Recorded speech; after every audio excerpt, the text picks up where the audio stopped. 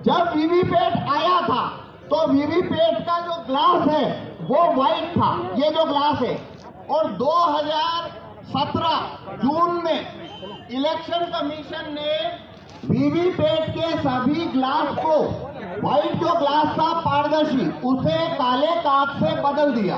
तैयार हो जाए वो इलेक्शन कमिश्नर जिन्होंने ये काला शीशा लगाया था फ्रॉड करने के लिए, वो तैयार हो जाए, उनके खिलाफ मुकदमा दर्ज कराया जाएगा। जब आप वहां पे वोट देने जाते हैं, सिंबल पे वोट करते हैं, आप उसकी पर्ची देखते हैं और आ जाते हैं, ऐसा नहीं होता। अब यहाँ पे मैं बताता हूँ उसमें वोटों की चोरी कैसे होती है। केले का बटन दबाइए, मोबाइल आगे कर ले भाई, मोबाइल हटा ले हाँ तब अब इधर आइए, क्या दिखा? केला देख लिया, क्या देखा?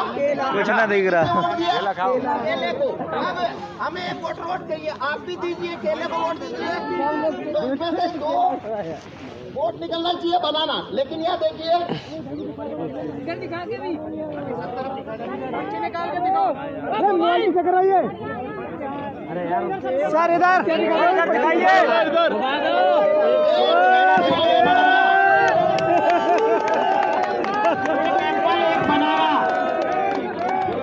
आप लोग अभी ये सोच रहे होंगे कि अभी तो भानु जी ने और हम सब ने ये अनाउंस किया था कि ईवीएम द्वारा इलेक्शन नहीं होगा, पेपर बैलेट द्वारा होगा, तो फिर हम ये काला शीशा सफेद शीशा आपको क्यों दिखा रहे हैं? ये तो हमारे साथ बड़ा फ्रॉड हो सकता है। इलेक्शन कमीशन या प्रधानमंत्री नरेंद्र मोदी जी ये बोल सकते हैं कि चलिए हम काला शीशा लगा के हटा देते हैं, सफेद शीशा लगा देते हैं।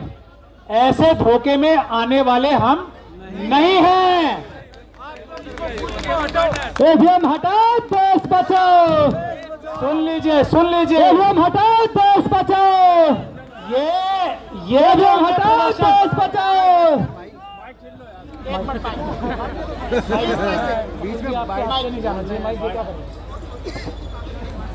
ये हमने डिमॉन्स्ट्रेशन यहाँ पे इसलिए कराई थी क्योंकि एक फिल्म आई थी, एक था नटवर लाल। देखिए कितनी महत्वपूर्ण बात मैं आपको बता रहा हूं। सुप्रीम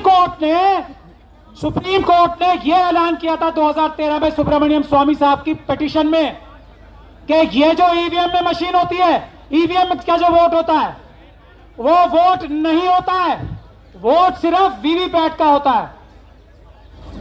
वीवीपैट से ही वोट गिना जाता है। तो जब सुप्रीम कोर्ट ने यह डिक्लेयर कर दिया कि वोट सिर्फ वीवीपैट का वोट होता है और कोई वोट ही नहीं होता, यह भारत देश का कानून है, तो किसी नटवरलाल ने 2014 के बाद, आप सब लोग अंदाजा लगा ले कौन नटवरलाल था वो, ये 2014 और 15 के बाद से स्कीम हुई है काले शीशे की। ये नटवरलाल वाला काम, ये अपराध 2014 और 15 के बाद जो लोग शुरू कर सकते हैं, ईवीएम द्वारा वोट करने से, वीवीपैट द्वारा वोट करने से, ये एक तरीका हमने आपको दिखाया कैसी प्लानिंग करके चोरी की। ऐसे हजारों तरीके और हैं। इसीलिए किसी भी हालत में, किसी भी कीमत पे इलेक्शन होगा तो सिर्फ पेपर बैलेट से होगा। ये फ्रॉड हम नहीं होने देंगे। ये इलेक्शन कमीशन है जिसने काला शीशा लगाने की साजिश की। कौन सा इलेक्शन कमीशन था वो अपराधी है, और उसकी अपराधी जो प्रोटेक्शन है ना, धारा 324 में, आर्टिकल 324 में, वो अब खत्म हो चुकी है। तैयार हो जाए वो इलेक्शन कमिश्नर जिन्होंने ये काला शीशा लगाया था फ्रॉड करने के लिए, वो तैयार हो जाए, उनके खिलाफ मुकदमा दर्ज कराया जाएगा। पहले अभी आप देख लीजिए, ऐसे हम बेवकूफ नहीं हैं।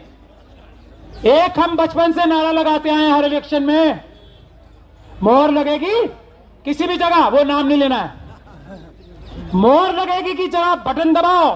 बेवकूफ है जो बटन दबाना चाहते हैं। हम तो मोहर ही लगाएंगे, मोहर लगाएंगे और पेपर बैलेट पे मोहर लगाएंगे। जो आदमी मना करता है हमारी पुराने नारे को, वो देशद्रोही है, वो आतंकवादी है, वो भारत का संविधान खत्म करके पार्लियामेंट खत्म करना चाहता है। यहां मोहर लगेगी, बटन नहीं दबेगा। ध्यान से सुन ले। अब मैं प्रैक्टिकल बातों पे आता हूं। ये कोऑर्डिनेशन कमेटी के एक छोटे से मेंबर की हैसियत से भानु जी, हम सब जितने भी लॉयर्स हैं, सबसे पहले मैं उनसे आह्वान कर रहा हूं, यह जिम्मेदारी इस आंदोलन की ढाल बनने की हम लोगों की है। पुलिस आपकी नौकर है। कल जिस तरीके से हमारा अपहरण किया गया था, हम लोगों ने सिर्फ एक बार माफ किया है। पुलिस वाले ध्यान से सुन ले ये बात, एक बार माफ किया है, और वो भी भानु जी के कहने से, और डीसी कपिल साहब ने सबसे मनवाया। मैं इन लोगों से नाराज हूं और लड़ भी रहा हूं इनसे, लेकिन ये बड़े हटने के लोग हैं और मैं इनकी इतनी इज्जत करता हूं कि मैं इनके आगे सिर झुकाने पे मजबूर हूं। एक ही बार पुलिस वाले सुन ले, कल जो हमारा अपहरण किया था ना, एफआईआर में दर्ज करा था मैंने, जामा मस्जिद वाली एफआईआर करानी है जैसे मुझे अबडक्ट किया था ना, तो ध्यान से सुन ले। नौकरों का काम है संविधान के हिसाब से काम करना। ये जो आपने बैरियर लगा रखे हैं ना, भानु जी ने जब ये गारंटी दे दी, ये किस लिए बैरियर लगाए यहां पे, अगली बार से बैरियर ना मिले हमें। ध्यान से सुन ले ये बात, ये गैर संवैधानिक गैर कानूनी काम है जो एक बैरियर लगा रखे हैं। हम इन बैरियरों से नहीं डरते हैं। हम संविधान के रक्षक हैं। हम इन बैरियर की वजह से यहां नहीं रुके हुए हैं। ध्यान से सुन लें, अमित शाह साहब भी और बाकी सब भी लोग, हम इसलिए रुके हैं क्योंकि हम देश में हम नहीं चाहते कानून व्यवस्था टूटे। इसका यह मतलब नहीं है नौकर हमारे सर पर चढ़ के नाचेंगे। हम देश के मालिक हैं, देश की जनता है। पुलिस को हमारी रक्षा करनी है, हमारा अपहरण नहीं करना है, हम पे डंडे नहीं चलाने हैं, तब जब तक हम संविधान के रास्ते पर चल के पीसफुल प्रोटेस्ट कर रहे हैं। पहली चीज मैं ये बता रहा हूं, और ये सबसे बड़ी जरूरत है इस आंदोलन को आगे ले जाने की। हम वकील लोग जिम्मेदारी लेते हैं कि पुलिस आपको तंग नहीं करेगी। पूरे देश में आंदोलन करने के लिए हम जिम्मेदारी लेते हैं। दूसरी बात, जो भी आंदोलन हो रहे हैं, ट्रांसपोर्टर्स का आंदोलन, और डीसी कपिल साहब ने अभी अच्छा मेरे 8 मिनट बाकी है। आज के लिए ये कानूनी व्यवस्था गलत है, सिर्फ आज के लिए, वरना हम आपसे बैठ के डिबेट कर सकते हैं। डीसीपी साहब आप हमें कानून में व्यवस्था नहीं दिखा सकते 5 बजे खत्म करने की, लेकिन हम इज्जत करते हैं भानु जी की, हम इज्जत करते हैं देश के संविधान की। आज हमने अपना जबान दे रखा है, मैं 1 मिनट में अपनी बात खत्म करूंगा।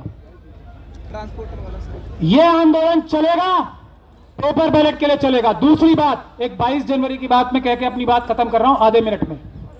22 जनवरी को बहुत बड़ा आह्वान हुआ है, सभी लोग अपने धार्मिक स्थलों पे जाएंगे। इस धार्मिक स्थलों पे जाने के वक्त हम लोग सब ऊपर वाले से यह प्रार्थना करें, जिसको जो भी मानता है, कि हम लोग ईवीएम हटा के पेपर बैलेट से ये बैलेट से हम इलेक्शन कराएं। ऐसी सद्बुद्धि हमारे ईमानदार प्रधानमंत्री के मन में, ऐसी सद्बुद्धि हमारे इलेक्शन कमीशन के मन में डाले, ऐसी सद्बुद्धि हमारे सुप्रीम कोर्ट के जजेस के मन में डाले।